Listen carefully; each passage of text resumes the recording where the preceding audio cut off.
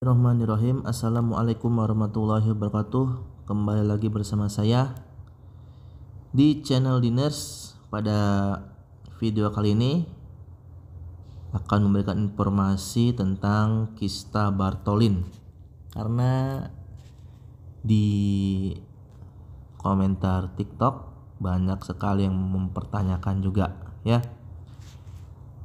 penyebab kista Bartholin itu apa, gejala kista Bartholin itu apa, pengobatan kista Bartholin itu bagaimana. Oke teman-teman, langsung saja kita bahas tentang kista Bartholin ya.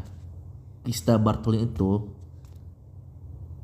benjolan berisi cairan akibat tersumbatnya kelenjar Bartholin.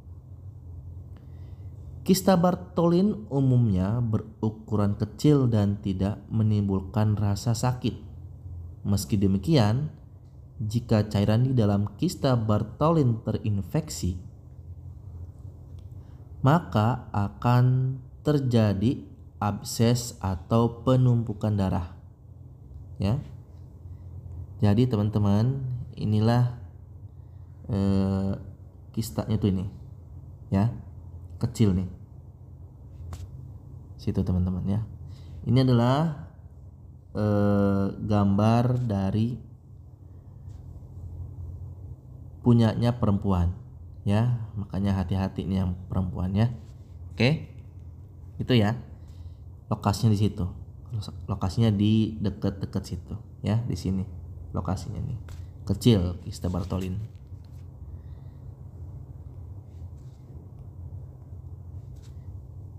Yaitu kelenjar yang terletak di kedua bibir ya. Karena kelenjar ini berukuran kecil sehingga tidak mudah terdeteksi oleh tangan atau mata.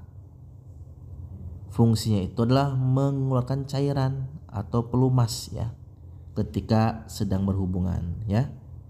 Itulah fungsinya Bartholin atau kelenjar Bartholin ya. Jadi kalau terinfeksi, tersumbat kelenjarnya, maka akan menimbulkan rasa sakit. Itulah dinamakan kista Bartholin. Sudah jelas ya teman-teman apa ini maksud dengan kista Bartholin dan fungsinya apa, berperan sebagai apa ya. Lanjut ya. Penyebabnya adalah di saluran kelenjar Bartholin itu sendiri. Jadi kelenjar Bartholinnya itu tersumbat, cairan akan tertampung di dalam saluran atau kembali masuk dalam kelenjar. Lama-kelamaan akan menyebabkan saluran atau kelenjar membengkak dan membentuk kista. Jadi tersumbat ya cairannya, salurannya maksudnya, dan lama-kelamaan akan membengkak dan membentuk kista. Itulah penyebabnya ya.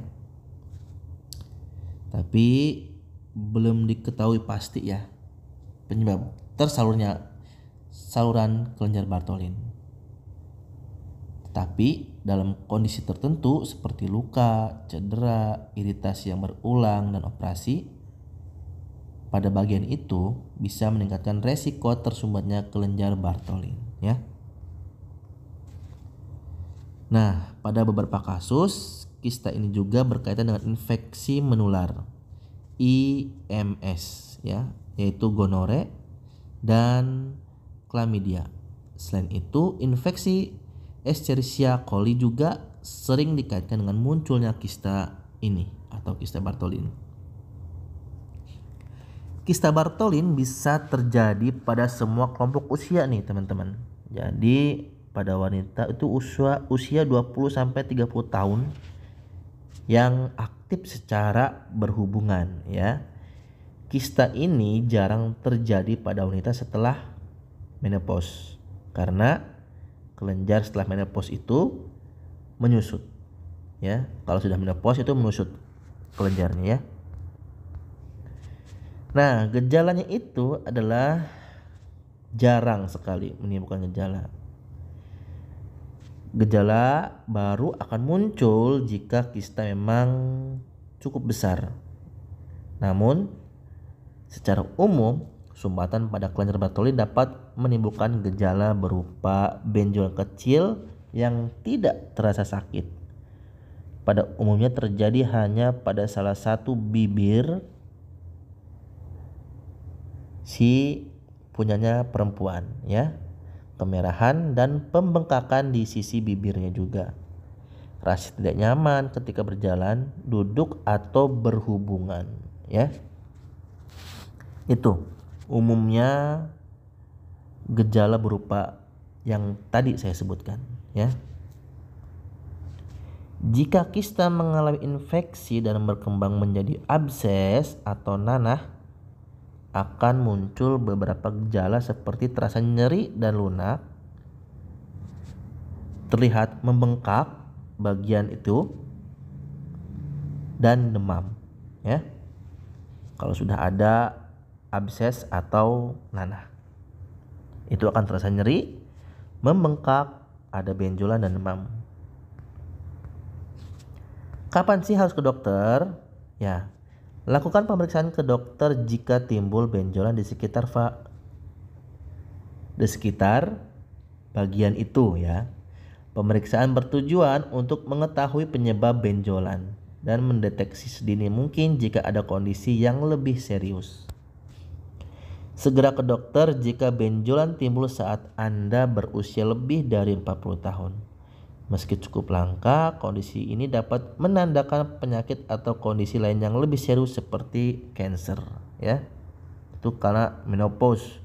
Biasanya kalau menopause kan jarang, ya. Enggak gitu kan. Enggak terjadi kista Bartholin ini. Tapi ketika setelah terjadi menopause, berusia lebih dari 40 tahun, itu harus diperiksa langsung ke dokter.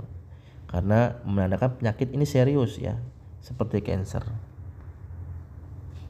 Perlu diketahui bahwa kista Bartholin dapat kambuh. Lakukan pemeriksaan ke dokter jika gejala kista ini muncul kembali meskipun sudah pernah dinyatakan sembuh. Jadi teman-teman, kalau ada yang pernah merasakan kista Bartholin walaupun sembuh, ya, tapi kalau ada gejala lagi, segera periksa ke dokter, ya. Karena memang akan dapat kambuh kembali. Terus diagnosis kista Bartholin itu apa? Ya. Dengan apa? Yaitu kita sebagai tim medis, dokter akan melakukan tanya jawab mengenai gejala dan riwayat kesehatan pasien. Setelah itu, dokter akan melakukan pemeriksaan fisik, terutama di bagian panggul dan bagian si perempuan, untuk melihat kista secara langsung. Umumnya kista hanya terjadi pada satu sisi bibir, ya. Sementara sisi lainnya tetap berukuran normal. Jika diperlukan, dokter juga akan melakukan beberapa pemeriksaan penunjang nih teman-teman. Antara lain swab di bagian tersebut, ya, untuk mendeteksi apakah IMS dengan mengambil dan meneliti sampel cairan dari kista atau leher rahim, ya.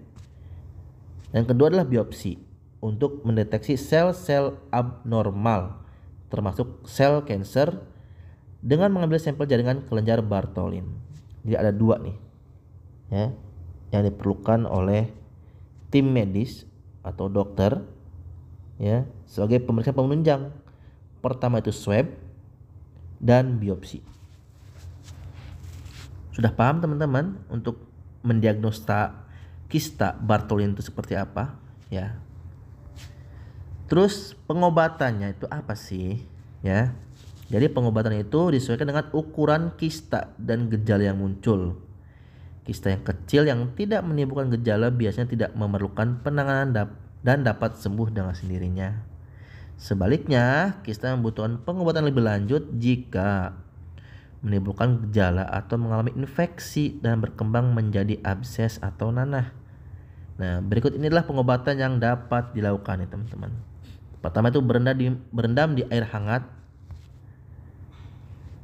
Dokter akan menganjurkan pasien untuk duduk berendam di dalam air hangat setinggi panggul atau seat bed selama 3-4 hari. Cara ini dapat membantu meredakan nyeri dan rasa tidak nyaman di organ tersebut, dan terkadang bisa mengatasi kista yang masih seukuran kecil, ya. Bisa dilakukan di rumah untuk berendam air hangat itu. Yang kedua adalah obat-obatan seperti paracetamol, ya, dapat dikonsumsi ketika sakit, dan dokter juga akan memberikan antibiotik nih untuk meredakan infeksi penyebab timbulnya abses pada kista. Antibiotik juga dapat digunakan jika infeksi menyebar ke kulit atau jaringan sekitar abses atau ketika penderita mengalami IMS, ya. Yang ketiga adalah operasi insisi dan drainase, ya. Jadi ini perlu dilakukan jika ukuran memang cukup besar kistanya, terlebih jika adanya infeksi. Nah, operasi ini biasanya membuat sayatan kecil nih, ya, dan pada kista agar cairan nanah di dalamnya dapat keluar. Itu operasi insisi dan drainase, ya. Dilakukan penyayatan kecil untuk mengeluarkan cairan nanah di dalamnya dapat keluar, ya. Yang keempat, pemasangan kateter nih teman-teman. Jadi pemasangan selang dengan balon kateter dilakukan untuk mengeluarkan cairan nanah. Pada prosedur ini, sayatan kecil dibuat untuk memasukkan kateter ke dalam kista. Setelah itu balon dikembangkan untuk menjaga agar kateter tidak lepas dan dapat bertahan selama 2-6 minggu. Itu untuk pengobatan kista Bartholin, ya. Yang kelima itu adalah marsupialisasi kista. Dilakukan sayatan, terus dikeluarkanlah cairannya. Setelah itu dokter akan menjahit ujung irisan pada kulit di sekitarnya agar kista tetap terbuka secara permanen, ya. Biasanya dikombinasikan dengan pemasangan kateter nih untuk tindakan marsupialisasi kista ini, ya. Terus yang keenam, pengangkatan kelenjar Bartholin, ya, dilakukan jika prosedur yang tadi kelima itu tidak berhasil. Jadi operasi ini dilakukan dengan mengangkat seluruh kelenjar Bartholin. Jadi selama proses penyembuhan, penting untuk selalu menjaga kebersihan area kista sesuai dengan anjuran dokter. Sebaiknya hindari aktivitas berhubungan selama proses penyembuhan nih teman-teman, ya. Jadi selama proses penyembuhan tidak dianjurkan atau menghindari hubungan, ya. Selain itu juga gunakan pembaut selama kateter masih terpasang, karena nanah akan terus mengalir seiring dengan hilangnya infeksi. Wow, ini apa ya namanya ya? Kista Bartholin itu hati-hati lah pokoknya bagi teman-teman cewek nih, ya. Hati-hati dengan kista Bartholin ini. Ininya jaga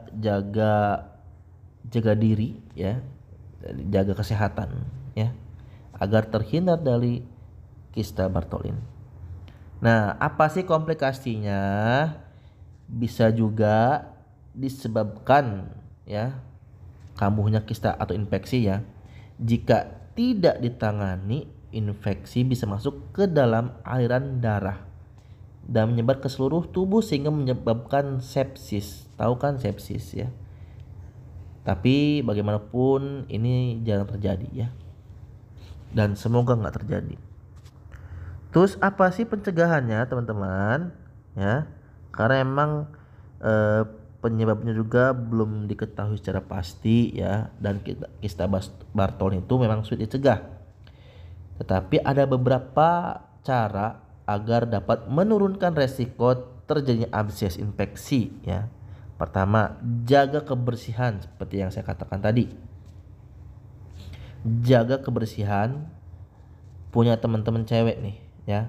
Biasakan untuk membersihkan organ tersebut dari arah depan ke belakang, ya. Kenapa?